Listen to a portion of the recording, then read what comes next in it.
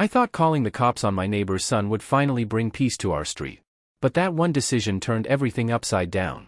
The next morning, his mother, the head of our HOA, showed up at my door, shaking with rage, and before I knew it, she pulled a gun. The night was unnaturally still, the kind of silence that hums with tension long before anything happens. The faint glow of porch lights washed over the cul-de-sac, outlining the identical lawns, the trimmed hedges, and the neat driveways that had once seemed like symbols of comfort. But that night, they felt like silent witnesses. That was when Karen Whitmore stood at the edge of my porch, her hand trembling around a gun, the barrel glinting beneath the dim yellow light. The air was heavy, thick with disbelief.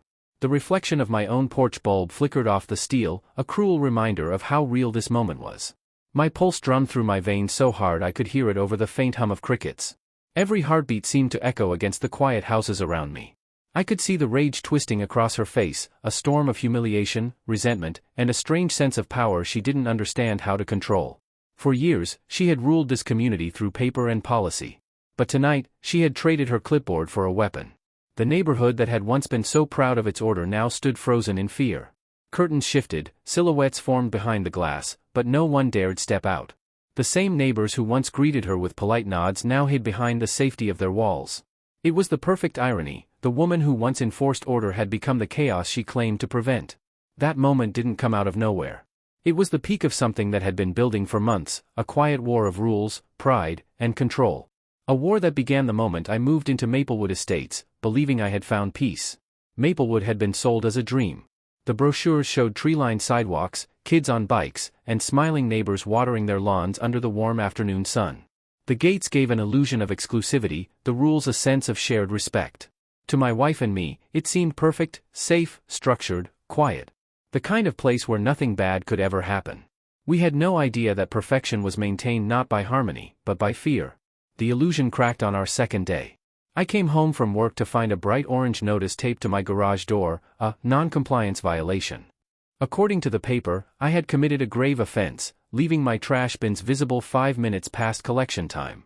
It seemed absurd, almost funny. I rolled the bins back inside, shrugged it off, and assumed it was just a misunderstanding. That was my first introduction to Karen Whitmore, the self-proclaimed guardian of Maplewood's order. Karen was the president of the HOA, but in reality, she behaved more like the sheriff of a tiny kingdom.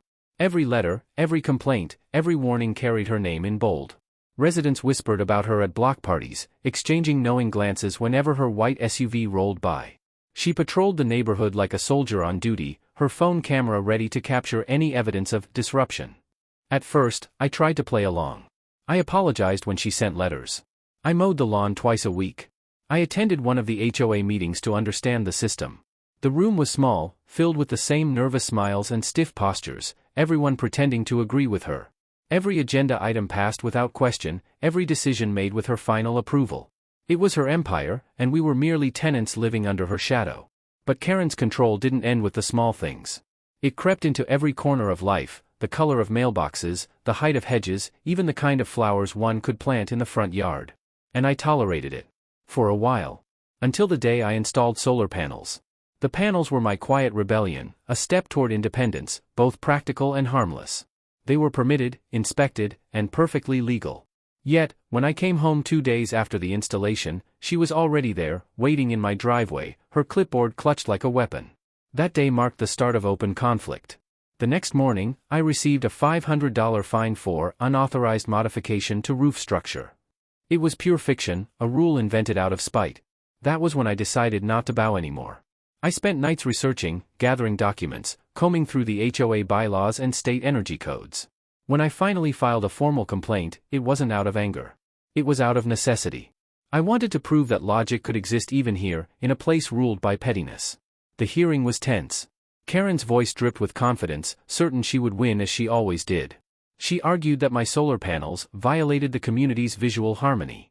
I countered with permits, photographs, and written proof from the state that my installation was fully protected. The board deliberated in silence before ruling in my favor. For the first time, Karen lost. The look on her face that day, the clenched jaw, the frozen stare, said more than words ever could. It wasn't just anger. It was humiliation. She had been defied, publicly, and her power had been weakened in front of the very people she controlled. And when people like Karen lose control, they don't disappear. They plot. The weeks that followed were eerily quiet. No letters. No complaints. Just stillness, like the air before a storm. Then her son, Brandon, became the storm's messenger. He was 19, reckless, and carried the same arrogance his mother wore like armor. His presence was loud, his car roaring down the cul-de-sac, his laughter echoing through the night. One morning, I found him near my car, pretending to inspect it. It was more than disrespect, it was provocation. What happened next escalated everything. When I called the police after catching him trying to open my car door, it wasn't to make a statement, it was to protect myself. But for Karen, it was war. Brandon was arrested for attempted vehicle theft, his mugshot circulated, and the illusion of her authority shattered completely. From that moment, Karen's rage became something feral. She filed false complaints against me, noise disturbances, threats, gatherings that never happened. Her desperation became transparent, almost pitiful. The board ignored her. The neighbors whispered. Her grip slipped further every day. But then, it stopped being about rules. It became personal. That night, the one when everything fell apart, started like any other. The air was cool, the streetlights dim, and I was in the garage cleaning up old tools.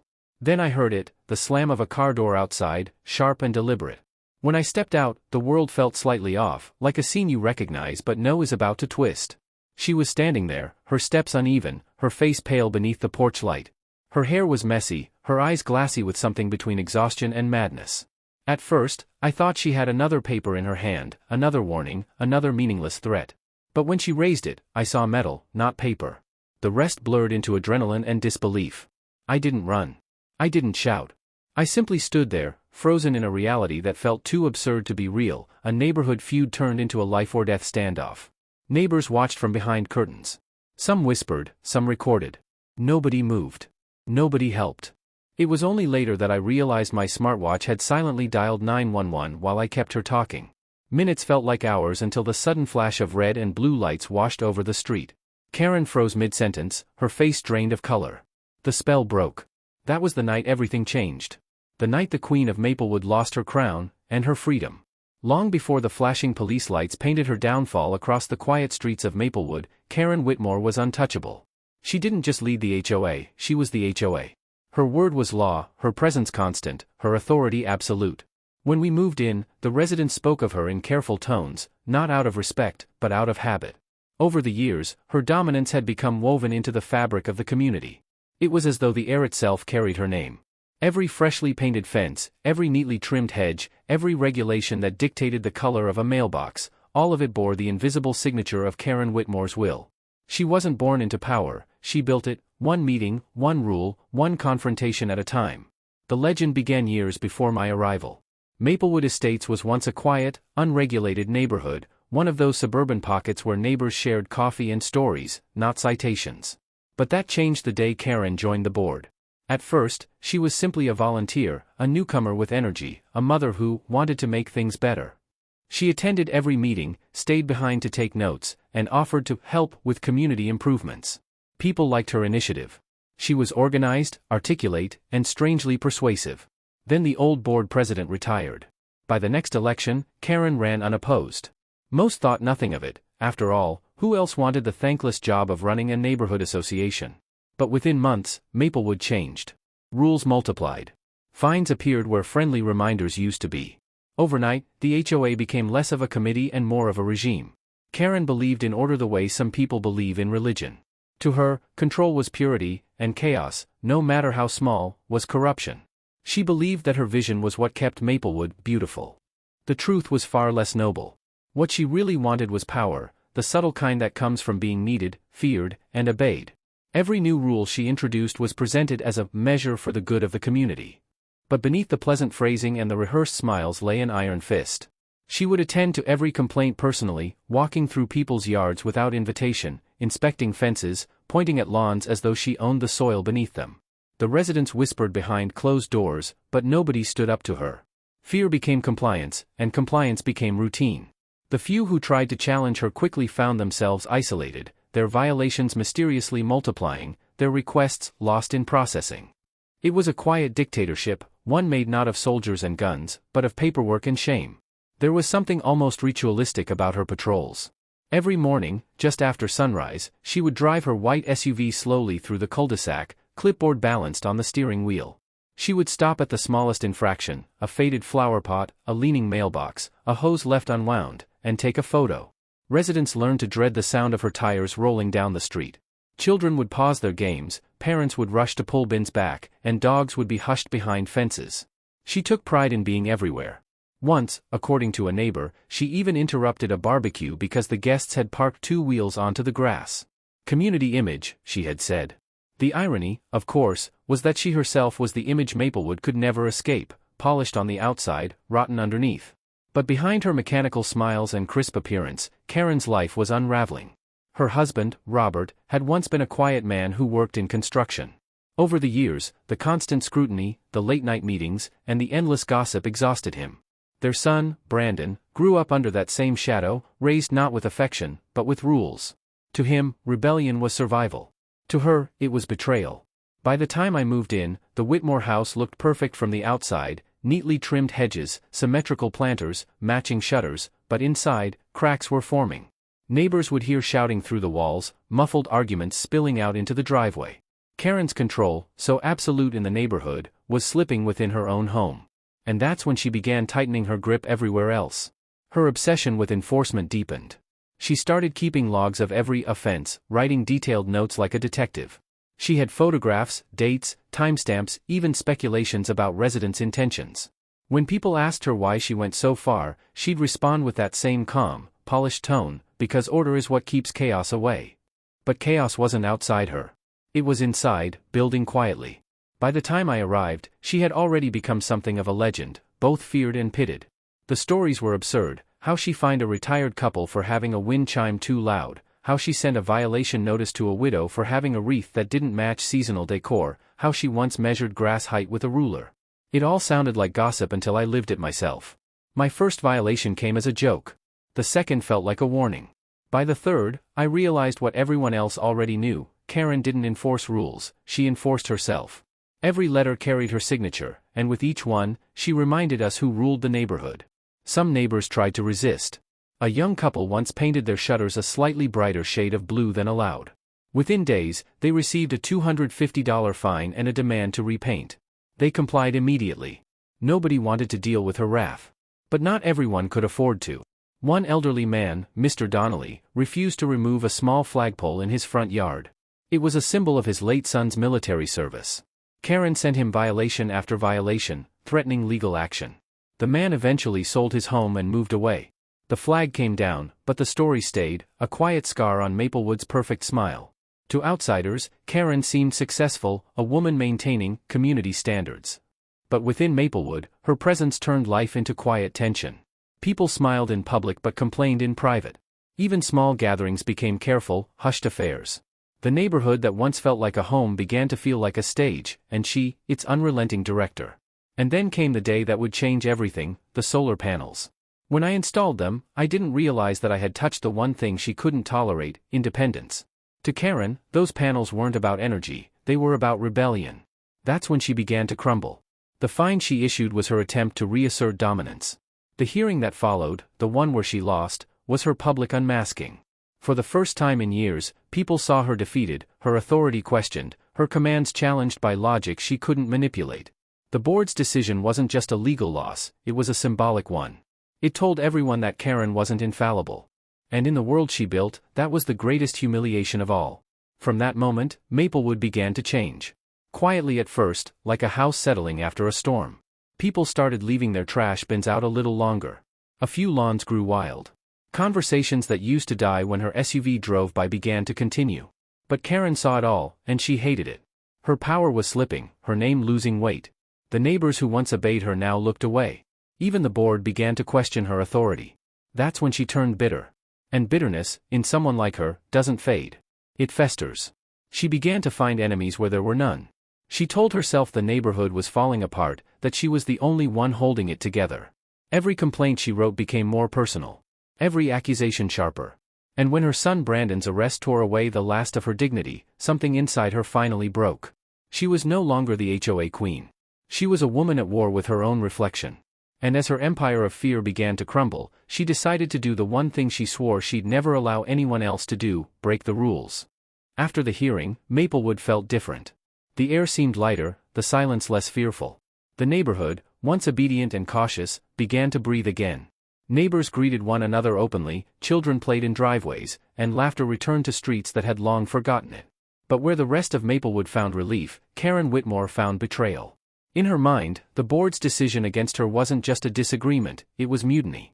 The community she had shaped for years was turning its back on her, and the one man she blamed for that transformation was me.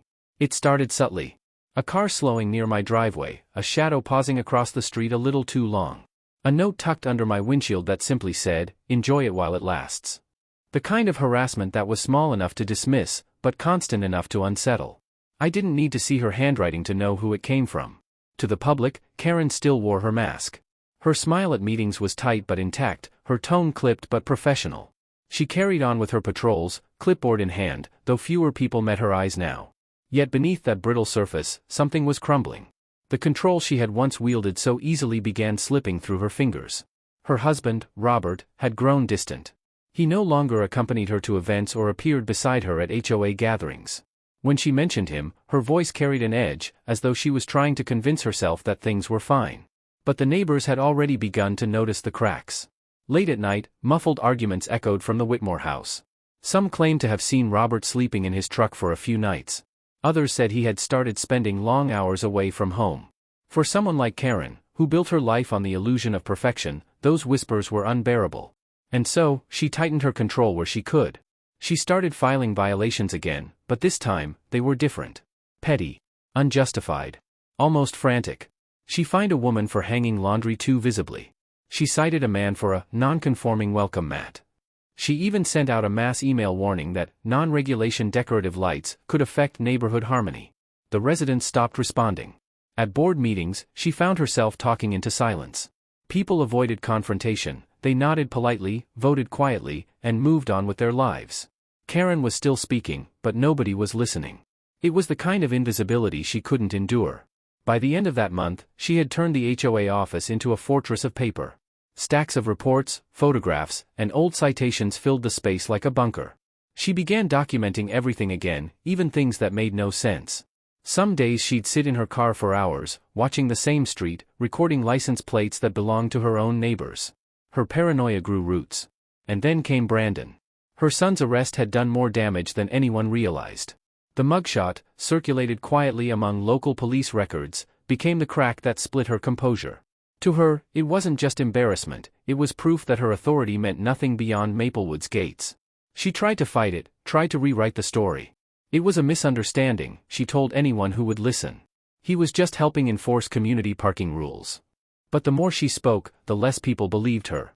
Even the sympathetic ones turned away. Brandon, furious and humiliated, withdrew completely. He stopped coming home for days at a time.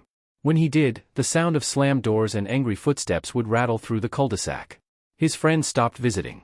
His old SUV sat idle, a constant reminder of the night everything went wrong. And Karen, already drowning in resentment, turned that anger inward and outward all at once. She began drinking at night. Not heavily at first, just a glass of wine during her evening patrols, the bottle hidden in her passenger seat. Then 2. Then 3. The neighbors noticed the erratic driving, the way her SUV sometimes swerved slightly as it crept past the mailboxes. Still, nobody said a word. Maplewood had learned long ago that silence was safer than involvement. For me, life had begun to settle again. The solar panels gleamed on the roof, the letters had stopped, and the neighborhood was returning to normal. My wife called it the calm after Karen. I wanted to believe her. But I could still feel her eyes on us even when I couldn't see them. Sometimes, at dusk, I'd catch a flicker of light reflecting from a windshield parked too far down the street. Other times, a car would drive by slowly, pause for a heartbeat, and continue. The pattern was unmistakable.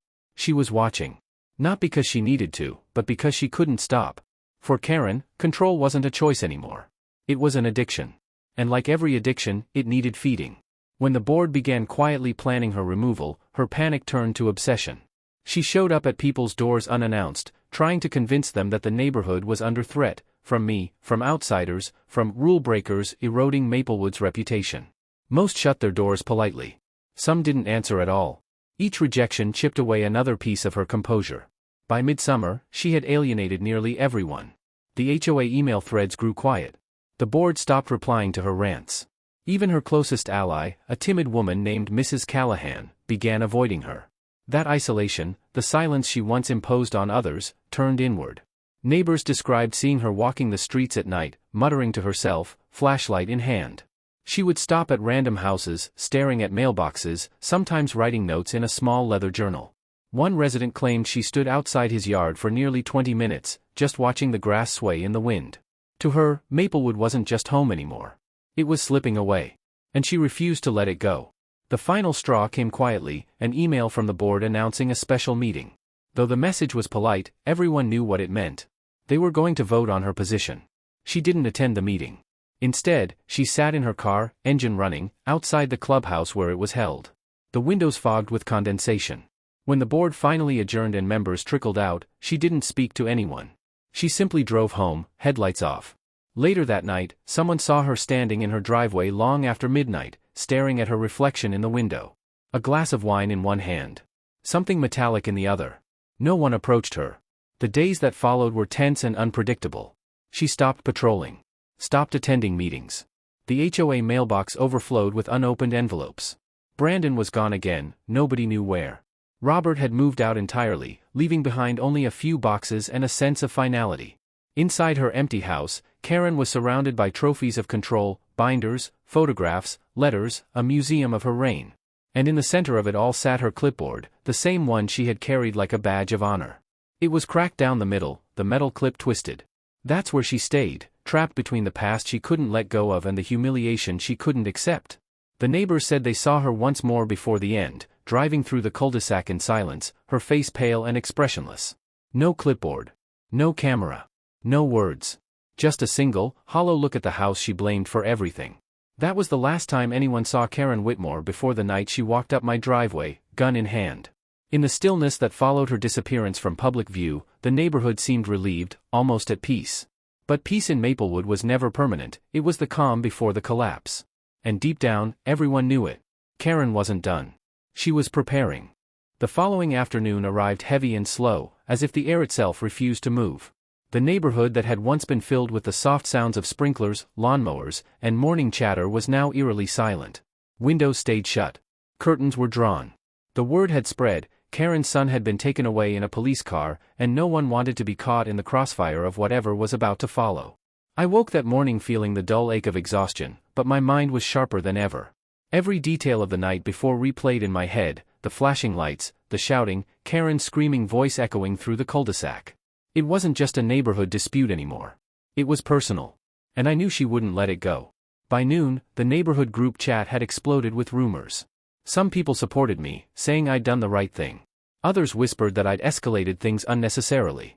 But none of them knew what Karen had been like off camera, the threats, the intimidation, the way she'd patrolled the street as if it belonged to her. Around 2 p.m., I stepped outside to take the trash out, hoping to catch some fresh air. The sun was harsh and bright, reflecting off the asphalt like molten glass. That's when I saw her. Karen stood in her driveway, motionless. She wore dark sunglasses, her lips pressed tight. Her posture was rigid, her hands crossed over her chest. She didn't move, didn't speak. She just watched. It wasn't curiosity in her gaze, it was quiet calculation, like she was memorizing every step I took. I ignored her at first, pretending I hadn't noticed. But even from across the street, I could feel her eyes following me. It was a silent standoff under the blistering sun. Then, in one smooth motion, she turned toward her car, opened the door, and pulled something out, a small, black object glinting faintly in the sunlight. My stomach dropped. It was a handgun. For a moment, I couldn't breathe. My body froze, torn between disbelief and the rush of survival instinct. The street was empty, no witnesses, no sounds except the distant hum of cicadas. She didn't point it directly, not yet, but she held it with purpose, her hand steady, her body angled toward me. The air turned electric. Every sound in the world seemed to vanish, replaced by the steady pulse of my heartbeat. My eyes darted toward my phone, sitting on the porch railing. I didn't dare move too quickly. Karen's voice finally broke the silence, sharp, venomous, and trembling with rage. Though I couldn't make out every word from across the road, I could tell what it was. She was accusing me, blaming me for ruining her son's life, for destroying her reputation. But underneath that anger, I saw something else, desperation. She was unraveling. The facade of control, the HOA authority she had worn like armor, was slipping away, replaced by something feral and unpredictable. I slowly lifted my hands, showing her I wasn't a threat. My mind raced through every possible outcome. If I ran inside, she might see it as defiance. If I called the police again, would they even come in time? For a few long seconds, we were locked in a fragile, dangerous balance. Then, from one of the nearby houses, a curtain fluttered. Someone was watching. Karen noticed it too. Her grip faltered slightly, her jaw tightening as if she realized she wasn't as invisible as she thought. The moment cracked. I took a cautious step backward, then another. Her hand trembled now, the weapon still visible but no longer steady. The fear that had kept her strong turned into confusion, and confusion into panic. Finally, she turned and stormed back toward her car. The gun disappeared inside the glove compartment. She slammed the door shut, started the engine, and drove off, the tires screeching against the asphalt as she vanished down the street. I stood there, frozen, still trying to process what had just happened. When I finally managed to grab my phone, my hands were shaking so badly I could barely unlock it. I called the police, again. My voice was calm but low, the kind of calm that comes when adrenaline starts to fade. The dispatcher recognized my name immediately. Within minutes, another patrol car arrived, lights spinning across the quiet suburban houses. I explained everything, the gun, the threat, her behavior. The officer took notes, his expression shifting from disbelief to grim understanding. Neighbors slowly began to emerge, cautious faces peeking from behind doors and fences. For the first time, I wasn't the one under suspicion. The neighborhood had seen enough. They knew now that this wasn't some exaggerated feud, this was a real threat. When the officer left, the silence returned. The adrenaline had drained away, leaving only the hollow weight of exhaustion. I sat on the edge of my porch, staring at the space where Karen had stood. That image wouldn't leave me, the gleam of metal in her hand, the anger in her eyes, the unspoken words she couldn't control. Somewhere inside me, a shift had happened. The fear that had gripped me for weeks turned into something colder, sharper. I wasn't going to run anymore. I wasn't going to hide behind the walls of my house or wait for her next move. The sun began to set, painting the sky in shades of orange and blood red. I watched the light fade and realized that whatever peace once existed here was gone. Karen had crossed a line, one that could never be uncrossed. And though I didn't know what would happen next, I understood one thing clearly: this wasn't over. The gun wasn't just a threat. It was a message. And I was going to answer it, on my own terms. The following days crept by like a slow fever. The air in the neighborhood hung thick with tension, and every sound, a car door shutting, a lawnmower starting, a child's distant laugh, carried a weight that hadn't been there before. No one spoke openly, but everyone knew what had happened. They had seen enough from their windows, heard enough whispers in the HOA meetings, and read enough on the private neighborhood chat to piece it together. Karen had pulled a gun. Even though no shot had been fired, the act itself spread through the cul-de-sac like a quiet storm. Parents warned their kids to stay indoors. Neighbors took new routes for their evening walks, avoiding her end of the street. It was as if an invisible border had been drawn, the safe side and the side that belonged to her. The HOA board tried to intervene, sending out a carefully worded email that danced around the truth. They called it an unfortunate misunderstanding, urging residents to remain calm and respect privacy. But everyone knew what that meant: they were protecting her. Karen had been the HOA president for years, the one who knew every rule, every loophole, and every favor owed. She'd built her influence like a spider builds a web, quiet, deliberate, impossible to escape. But now that web was tearing apart. I spent most of those days indoors, keeping the blinds shut but my mind wide open. The police had filed a report, yet there was still no arrest. The officer had explained the situation as complex: no direct witness, no physical proof of the weapon after she drove away. Without evidence, it was my word against hers.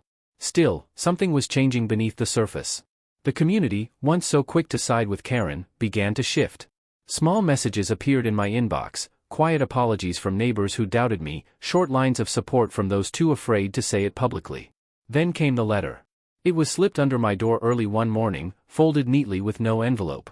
The handwriting was jagged, pressed hard into the paper. "You should have stayed out of it. You don't know what you've started." No signature. No name. But I didn't need one. I knew the tone. The sharpness in the ink, the control laced with desperation. It was her. Karen was losing control. And people like her didn't handle loss quietly. That night, I couldn't sleep. I sat by the window, watching the soft glow of her house across the street. Every few minutes, the living room lights flickered on and off. A shadow moved behind the blinds, pacing, stopping, pacing again. Around midnight, the sound came. It was faint at first, a soft scratching against my fence. Then came the crunch of gravel. I stepped to the back window, the one overlooking my yard, and saw her. Karen. Dressed in black, her blonde hair tied up, moving slowly along the fence line. In her hand, she held something small and metallic, not a gun this time, but something that glinted in the moonlight. A flashlight. She was scanning the edges of my property, looking for something. My breath caught in my throat. I stayed perfectly still, hidden behind the curtains. After a minute, she crouched down, planted something near the corner post, and stood up again. Then she turned and walked briskly back toward her house, disappearing through her side gate. I waited until her lights went out again before going outside. The night air was cool and dry, the street eerily quiet. I crept toward the fence, my flashlight trembling in my hand. There, half buried in the dirt, was a plastic bag. Inside it, a small packet of white powder. I didn't need to guess what it was supposed to look like. Karen was planting evidence. I backed away slowly, careful not to disturb anything. I took a photo, time-stamped it, then called the non-emergency police line. By the time the officer arrived, the fear had settled into a cold, solid anger. The officer's flashlight swept over the ground, illuminating the small bag. His brow furrowed. He asked the same question I'd been asking myself: why would she do this? But I already knew. Karen wanted to reverse the story. In her mind, she was still the victim, the neighborhood savior, betrayed and cornered. She couldn't accept that people had turned against her, so she was trying to make me the villain. The officer bagged the evidence carefully, promising to file another report. He assured me this would be enough for a warrant if it matched her fingerprints. For the first time in weeks, I felt the smallest flicker of hope. The next morning, the police returned, but not for me. 2 cruisers pulled up in front of Karen's house. The entire neighborhood peeked through blinds and cracked doors as officers stepped out and knocked. Minutes later, Karen emerged, furious and shouting, her hands trembling as they cuffed her and read her rights.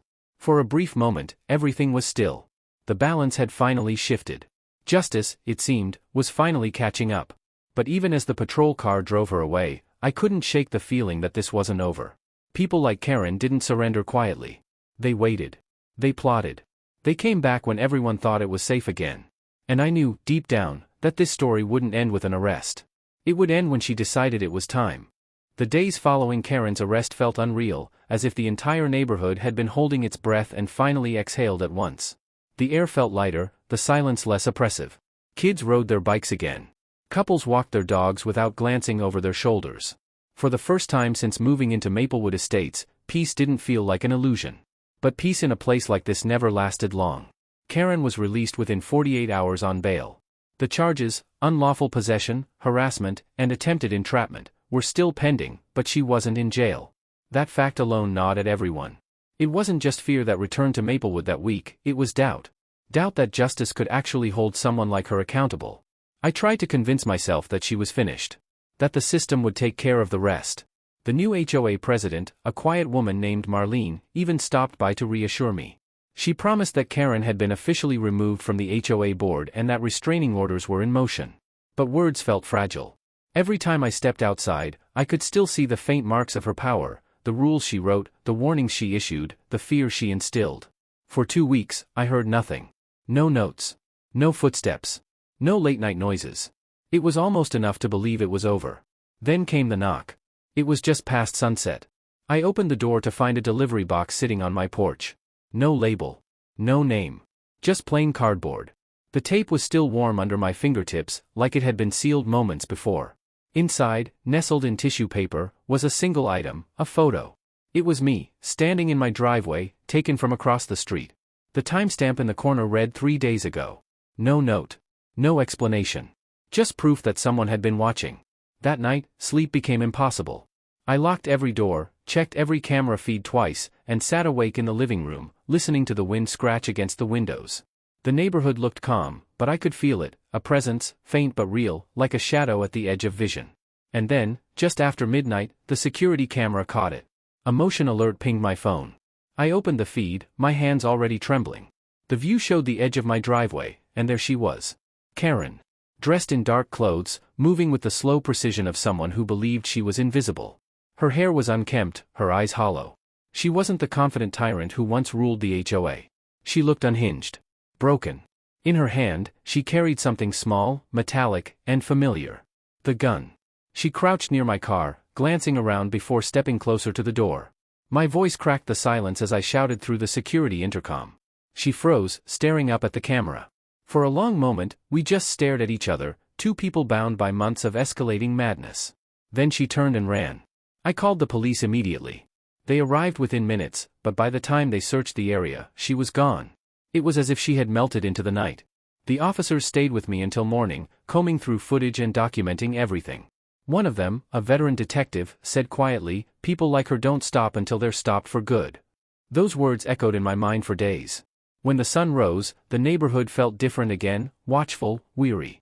Everyone knew she had come back. Nobody said it out loud, but the fear was visible in every drawn curtain and quiet porch. The investigation picked up speed. Police traced the photos, the letter, and the planted evidence back to her through fingerprints and security logs. Her obsession, they discovered, went deeper than anyone imagined. She'd been filing false HOA complaints under other residents' names, using old access codes to enter the community after her removal, and keeping handwritten logs of every house she believed had defied her rules. The file was thick, a chronicle of obsession that spanned years. But it wasn't until they searched her house that they found the real story. In her basement, locked in a filing cabinet, were dozens of folders labeled with neighbors' names, each one containing notes, photos, and violation lists. Mine was the thickest. Inside were printed screenshots of my social media, aerial photos of my roof, and a list titled Infractions, Ryan's Record. It wasn't about the rules. It never had been. Karen's need for control had consumed her so completely that the HOA had become her identity. When I defied her, when I proved she wasn't untouchable, it shattered the illusion she'd built around herself. Everything that followed was an attempt to reclaim it. The police finally arrested her for good. This time, there was no bail. The footage, fingerprints, and notes were too much to ignore. The trial took months. She sat in court, silent and cold, eyes fixed straight ahead as the judge read the charges. Her attorney spoke of stress, mental breakdowns, and loss of authority, but none of it mattered. The evidence was undeniable. When the verdict came, it felt less like a victory and more like a release. She was sentenced to a year in county jail and ordered to undergo psychiatric treatment. As the gavel struck, a quiet relief swept through the courtroom. After her sentencing, the neighborhood changed in small but meaningful ways. The HOA meetings became shorter, friendlier. The fines stopped coming. People began planting flowers again, repainting fences, laughing across driveways. The tension that once clung to Maplewood Estates dissolved, replaced by something resembling normal life. But even now, when the night is quiet and the streetlights cast long shadows across the cul-de-sac, I sometimes glance toward the empty house across from mine. It still stands there, quiet, hollow, the "for sale" sign leaning slightly to one side. Sometimes I imagine the faint outline of her silhouette behind those windows. Watching. Waiting. Because people like Karen don't simply disappear. They linger in memories, in habits, in the quiet rules we follow without thinking. They remind you how fragile peace can be, how one person's obsession can unravel an entire community. Still, I've learned something from all of it. You can't control who moves next door, or what power they think they have. But you can stand your ground. You can fight back when fear turns to tyranny. And when the storm finally passes, you can breathe again, not because you've forgotten, but because you survived. The neighborhood sleeps soundly now. The lights are steady, the air calm. But sometimes, in the stillness of the night, when the wind rattles the old street signs, I remember her voice, sharp, commanding, certain, and I remind myself that control, when left unchecked, always leads to destruction. Karen Whitmore learned that the hard way. And Maplewood Estates will never forget her name.